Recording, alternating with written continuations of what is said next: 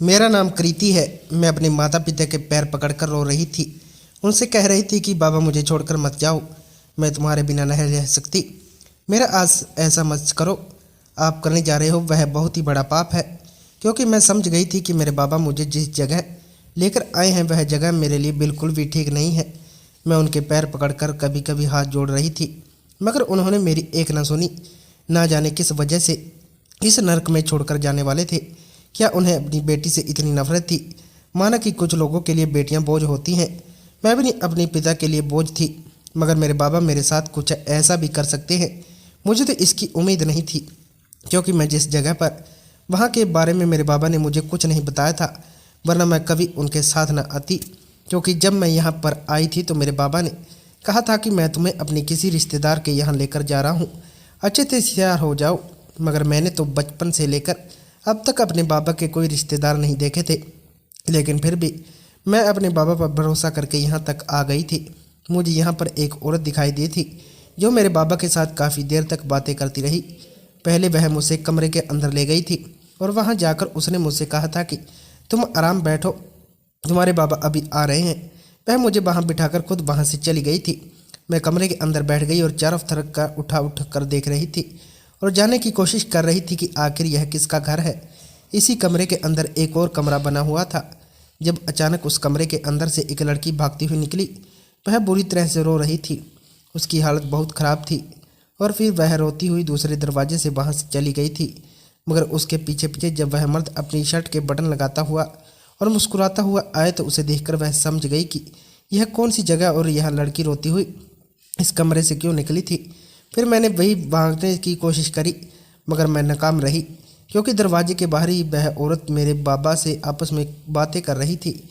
मैं झट से अपने बाबा के गले लगी और उनसे रोते हुए कहने लगी कि बाबा, मुझे यहाँ पर नहीं रुकना, हमें यहाँ से चलना चाहिए। जब उस औरत ने मेरा हाथ पकड़ लिया और कहने लगी कि अब तुम्हारा काम हो गया है, यहाँ से चले जाओ। मेरे बाबा ने इस औरत की तरफ देखकर कहा, मगर मेरे पैसे तो उस औरत ने एक आदमी को आवाज़ लगाई जो एक बैग लेकर आया और वो बैग उस औरत ने मेरे बाबा के हाथ में थमा दिया और बाबा वहाँ से जाने लगे। मैंने बाबा से कहा, बाबा मैं भी तो आपके साथ जाऊँगी, मगर उन्होंने मेरी एक ना सुनी। मैं उनके पैरों में गिर गई और रोने लगी। उनसे कहने लगी कि मुझे यहाँ पर मत छोड़ो, मगर उन्होंने कहा कि तेरी असल जगह यहीं पर ही है। वैसे भी जवान होने के बाद लड़कियों की शादी कर दी जाती है, मगर मेरे पास इतना पैसा नहीं है कि मैं तेरी शादी करूं। उसने इस औरत की तरफ देखकर कहा कि इसे यहाँ से ले जाओ, वरना मेरा हाथ पकड़कर झटके से मुझे अंदर की तरफ लेकर जा रही थी। जब उसने मुझे दरवाजे के अंदर किया और दरवाजे को बाहर से बंद कर दिया, मैं फूट फूट कर रो रही थी, दरवाजे को धड़ धड़ बजा रही थी, कह रही थी कि दरवाज़ा खोलो बाबा, मुझे यहाँ से निकालो, मुझे आपके साथ जाना है, प्लीज़ मेरे साथ ऐसा मत करो। मगर मेरी चीख वहीं पर दबकर रह गई थी। लेकिन बाहर जब वह दोनों आपस में बातें कर रहे थे तो उनकी आवाज़ें मुझे दरवाजे के पार से साफ आ रही थी। इस औरत ने बाबा से कहा था कि तेरी बेटी तो बहुत खूबसूरत है, मगर याद रखना दोबारा अपनी बेटी को यहाँ से ले जाने की बात मत करना, क्योंकि बहुत से ऐसे लोग होते हैं जो अपनी बेटियों को मजबूरी में यहाँ बेचकर चले जाते हैं और फिर आकर अपना रोना धोना करने लगते हैं कि अपने पैसे वापस ले लो, हमें हमारी बेटी वापस कर दो। मगर यहाँ ऐसा नहीं होता।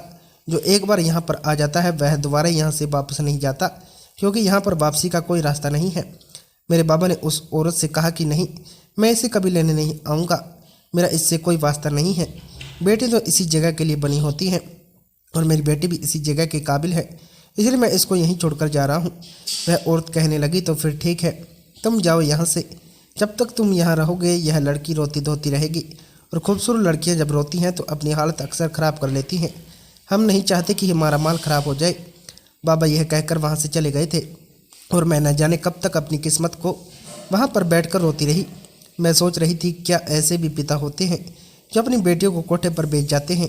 मेरे पिता ने आखिर मुझे किस लिए बेचा था? उन्होंने मेरे साथ ऐसा क्या किया? उन्होंने मुझे पैसों के बदले यहाँ पर क्यों बेचा था?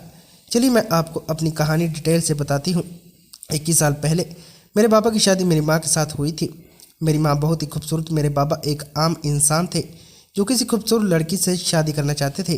और जब मेरी दादी ने मेरी माँ को अपने इकलौते बेटे के लिए पसंद किया तो मेरे बाबा की खुशी के ठिकाने नहीं थे, क्योंकि उन्हें उनकी पसंद की लड़की मिल गई थी। मगर बाबा की ख्वाहिश यही ख़त्म नहीं हो सकती, क्योंकि बाबा चाहते थे कि शादी के बाद जल्द ही उनकी पत्नी गर्भवती हो जाए। ताकि उनको एक प्यारा सा बेटा दे सके। मेरी दादी की भी यह ख्वाहिश थी और दादी ने ही मेरे बाबा के दिमाग में यह बात डाली थी कि तेरी पत्नी बहुत खूबसूरत है, बचपन से लेकर अब तक तू अकेला रहता, तेरा कोई भाई नहीं है और ना ही कोई बहन है, बेटी से तो कोई फ़ायदा नहीं होता। माँ बाप की सारी जमा पूंजी समेट कर अपने ससुराल को ले जाती हैं, जबकि बेटे तो तेरी तरह होनहार होते हैं।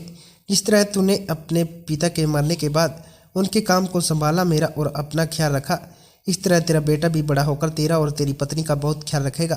तू अपनी पत्नी को बोल देना तुझे पहला बच्चा बेटा ही चाहिए। तू जिसने बेटों का पिता बनेगा उतनी ही तेरी जिंदगी बुढ़ापे में आसानी से गुजरेगी, क्योंकि बुढ़ापे का सहारा तो बेटे ही बनते हैं, बेटियां नहीं। मेरी दादी की बात मेरे बाबा के दिमाग में बहुत अच्छे से बैठ गई थी और उन्होंने शादी के कुछ महीनों बाद ही मेरी माँ से कहना शुरू कर दिया था कि वह जल्द से जल्द गर्भवती हो जाए और उन्होंने बेटा पैदा करके दे। मगर माँ बाबा की बात सुनकर बड़ी हैरान होती थी।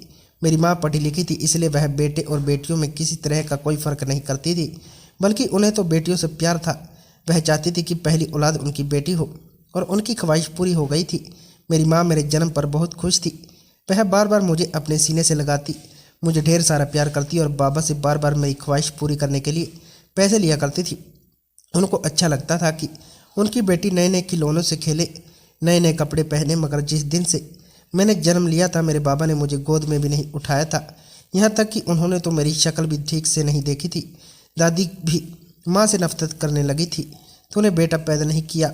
माँ दादी के सारे जुर्मों की सितम खामोशी से बर्दाश्त करती।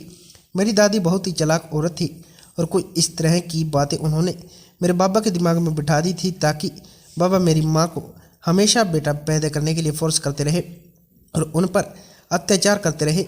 माँ बाबा की हरकतों से बहुत तंग आ जाती थी। वह कभी कभी कह दिया करती थी कि मैं तुम्हें बेटा पैदा करके कहाँ से दूँ, मेरे हाथ में कुछ नहीं है, जैसा भगवान चाहेगा वैसे ही होगा। लेकिन मेरे जन्म के पूरे 3 साल बाद होने के बाद मेरी माँ अभी तक गर्भवती नहीं हो रही थी। बाबा ने माँ पर काफ़ी सारे डॉक्टर का इलाज करवाया था। डॉक्टर ने बताया था कि मेरी माँ कोई प्रॉब्लम नहीं है, वह बिल्कुल ठीक है, ठीक समय आने पर वह गर्भवती हो जाएगी। मगर वह गर्भवती नहीं हो पा रही थी। इस बात से मेरे बाबा और दादी बहुत परेशान थे। वो लोग दिन रात मेरी माँ को उठते बैठते ताने दिया करते थे। एक दिन माँ ने बाबा से कह दिया था कि तुम चाहो तो मुझे छोड़ सकते हो और दूसरी शादी भी कर सकते हो, मैं अपनी बेटी का खुद ख्याल रख सकती हूँ, उसकी परवरिश भी खुद कर सकती हूँ। मगर बाबा को माँ नहीं छोड़ सकते थे, क्योंकि वह जानते थे कि माँ से ज़्यादा खूबसूरत औरत उन्हें कहीं नहीं मिल सकती। मेरे बाबा देखने से ज़्यादा अच्छे नहीं थे। माँ अच्छे परिवार की थी, अपने माँ बाप की इकलौती बेटी थी। मेरी माँ क्या मतलब माँ, मेरी नानी मेरी माँ की शादी से 2 महीने पहले ही इस दुनिया को छोड़कर चली गई थी। मगर उनके पिता थे जिन्होंने उनकी शादी बड़े शौक से की थी और उनकी शादी में किसी तरह की कोई कमी नहीं रखी थी। मगर वह नहीं जानते थे कि शादी के बाद उनकी बेटी किन किन परेशानियों का सामना करना पड़ेगा। मेरी माँ की शादी के 2 साल बाद मेरे नाना जी भी इस दुनिया से छोड़कर चले गए थे। अब मेरी माँ पूरी तरह से अकेली रह गई थी, लेकिन फिर भी वह अकेले रहकर भी इतना कॉन्फिडेंस रखती थी कि अपनी बेटी को अकेले पाल सकती थी। बाबा इस बात से डर जाते थे कि कहीं माँ उनको छोड़कर न चली जाए। दादी बाबा को भरोसा दिलाती कि मैं इसके जैसी खूबसूरत लड़की से तेरी दोबारा से शादी करवा दूंगी। मगर बाबा को लगता था कि शायद इसके जैसी खूबसूरत लड़की मुझे कभी नहीं मिल सकती, इसलिए उन्होंने मेरी माँ को नहीं छोड़ा। काफ़ी वक्त इसी तरह से गुजर गया। मेरी उम्र 6 साल की हो गई थी। मैं अपनी माँ से बहुत प्यार करती थी। मेरी माँ ने मेरा हर तरह से ख्याल रखा था। बाबा तो मुझे ज़्यादा मुँह नहीं लगाते थे और ना ही दादी मुझे पसंद करती थी। दादी अब बहुत ज़्यादा बीमार रहने लगी थी। एक दिन ऐसा हुआ कि दादी इस दुनिया को छोड़कर चली गई। घर के माहौल में थोड़ा बदलाव आया था। माँ अभी तक गर्भवती नहीं हुई थी। बाबा ने सोच लिया था कि अब वह किसी का बेटा अडॉप्ट कर लेंगे, मगर ऐसा नहीं हो सका। इसलिए पहले ही मेरी माँ प्रेग्नेंट हो गई थी और बाबा बहुत खुश थे। इधर माँ की मौत का गम भी उनके दिल से निकल गया था, क्योंकि पूरे 6 साल बाद उनकी पत्नी दोबारा से माँ बन गई थी। बाबा को उम्मीद जाग रही थी कि अब उनके घर में बेटा आ जाएगा। और जब माँ ने बच्चे को जन्म दिया तो बाबा की खुशी के ठिकाने नहीं थे, क्योंकि मेरी माँ ने बेटे को ही जन्म दिया था। बाबा ने अपने बेटे को फ़ौरन ही गोद में ले लिया था, उसे ढेर सारा प्यार किया था। उसके लिए उन्होंने नए नए तरह के खिलौने खरीदे थे, ढेर सारे कपड़े खरीदे थे। घर में उसके लिए हर तरह की आराम की फैसिलिटी मौजूद कर दी। ऐसा नहीं था कि मेरी माँ अपने बेटे के जन्म पर खुश नहीं थी, वह बहुत खुश थी। आखिरकार वह उनके शरीर का एक हिस्सा था। मगर माँ अगर बाबा से नाराज थी तो वह इस बात पर थी कि उन्होंने बेटी के जन्म पर तो इतनी खुशियां नहीं मनाई जितने कि वह बेटे के जन्म पर मना रहे थे। बाबा ने बेटा और बेटी से फर्क करना शुरू कर दिया था। मैं भी बड़ी हो रही थी, मेरा भाई भी धीरे धीरे बड़ा हो रहा था। बाबा मुझे उसके साथ खेलने नहीं देते थे। वह उससे मना कर दिया करते थे कि अपनी बहन के पास मत जाया करो, और उन्होंने माँ को भी सख्ती से मना किया हुआ था कि इस मनहूस का पर्च मेरे बेटे पर नहीं पड़ना चाहिए। एक बार मेरा भाई मेरी गोद में था जब बाबा घर में मौजूद नहीं थे। वह बहुत प्यारा सा, मुझे उस पर बहुत प्यार आता था, इसलिए मैंने माँ से जिद करके उसे अपनी गोद में ले लिया था। मैं उसे अपने हाथ घर पे बाहर लेकर जा रही थी जब अचानक मेरा पैर मुड़ गया। मैं ज़मीन पर गिर गई और मेरा भाई भी ज़मीन पर गिर गया था। वह छोटा बच्चा था, इसलिए ज़्यादा चेक चेक कर कर रो रहा था। मैं थोड़ी बहुत होशियार थी, इसलिए मैंने खुद को संभाल लिया। मेरे घुटनों पर चोट लगी थी, जबकि मेरा भाई गिरने से डर गया था। इस दौरान बाबा घर में आ गए। उन्होंने जब देखा कि मेरी गोद में से भाई गिर गया तो उन्होंने मुझे डांटने के साथ साथ मेरी माँ को भी डांट लगाई थी। मेरे मुँह पर भी एक थप्पड़ मारा कि तेरी हिम्मत कैसे हुई, तूने इसको गोद में लिया। बाबा भाई को लेकर डॉक्टर के पास चले गए, मगर उसे तो कुछ हुआ ही नहीं था। मैं बहुत रो रही थी, माँ मुझे चुप करवा रही थी। उस दिन मेरी माँ रोते हुए बाबा से कह रही थी कि तुम मेरी बेटी को प्यार नहीं करते, तुम्हें सिर्फ बेटा ही दिखाई देता है। आखिर यह भी तो तुम्हारी ही बेटी है, इसे मैं कहीं और से तो नहीं लाई। बाबा कहते, मगर मुझे बेटी नहीं चाहिए थी। अगर वह भी बेटा होती तो मैं इससे बहुत प्यार करता। माँ ने कहा कि तुम बेटे की मोहब्बत में अंधे हो गए हो। तुम्हें नहीं पता कि बेटों से ज़्यादा माँ बाप की फिक्र बेटियां ही करती हैं, और हमारी बेटी तो भी कितनी प्यारी और मासूम है।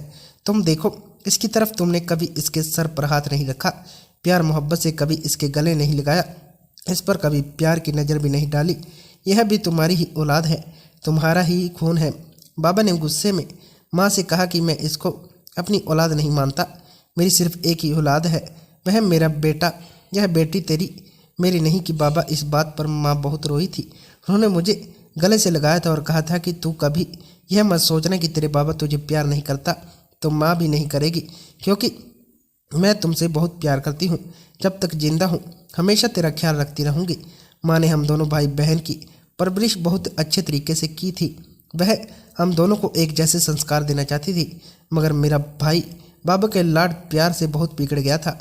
बचपन से ही उसकी ख्वाहिशें बढ़ती जा रही थी। वह बाबा से जो भी कहता बाबा उसे लाकर दे दिया करते थे, चाहे वह चीज़ बाबा के बजट से ऊपर होती या बाहर। उससे बहुत प्यार करते थे, उसके आगे तो उन्हें अपनी पत्नी की दिखाई भी नहीं देती थी।